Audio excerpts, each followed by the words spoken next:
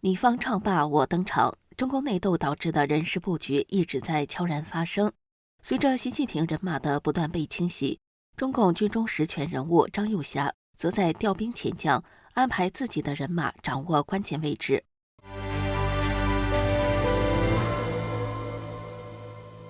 你好，这里是希望世界百闻纵横，我是王真。近日有爆料指，火箭军司令这个坑终于被张又侠的人占上了。副司令王立言如今已经升任司令了。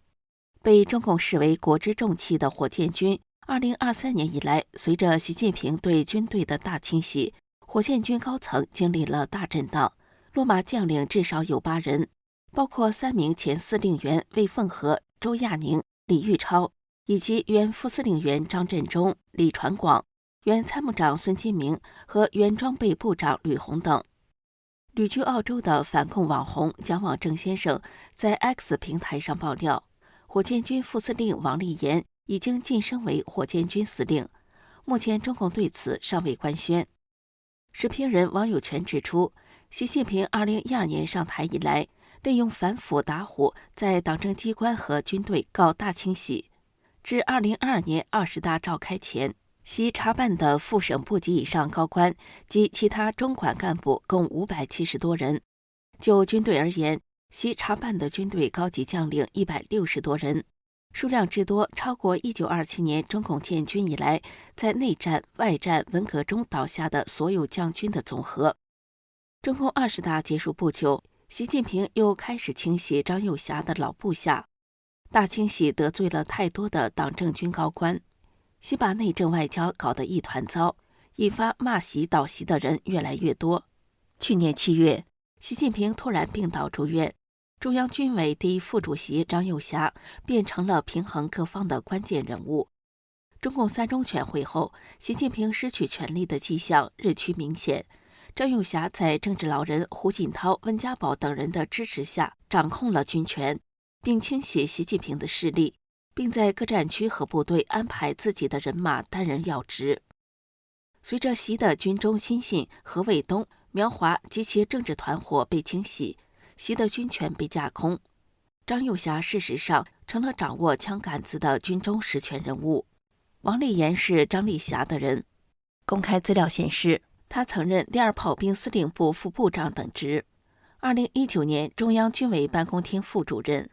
去年10月从军委联勤保障部队司令员调任火箭军副司令员。他于2021年8月晋升中将军阶。2022年10月，在中共20大上当选候补中央委员。张又侠在军队系统布局换将，王立言出任火箭军司令的可能性很大。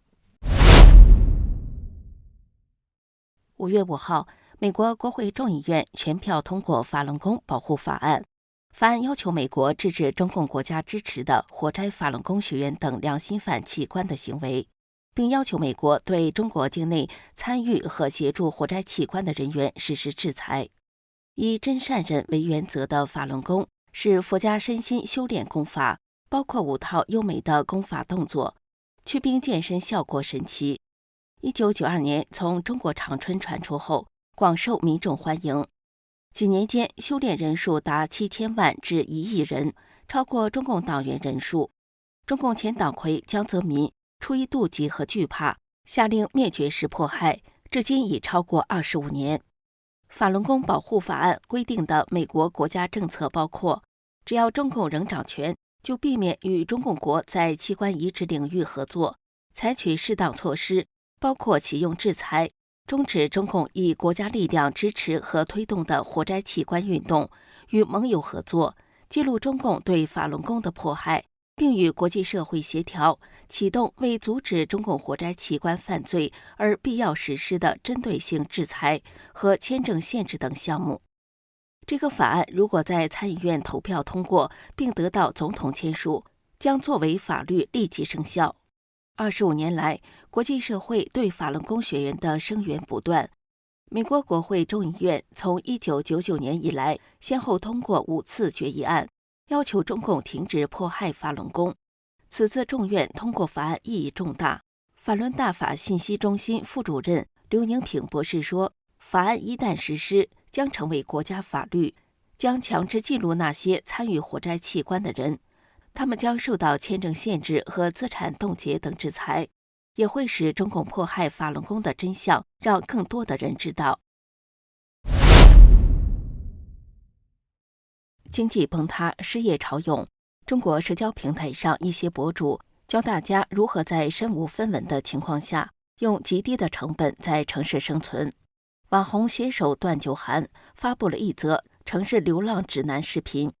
他称，在流浪情况下可以睡网吧、睡桥洞过夜，还分享睡公园会遭到保安和警察的驱赶，不适合长期居住。而桥洞没人打扰，只是蚊子较多。该视频收获了几十万的点赞。博主无双教大家成为流浪汉后如何生存。他说可以靠翻垃圾箱，他称为宝箱，收集食物和生活物资。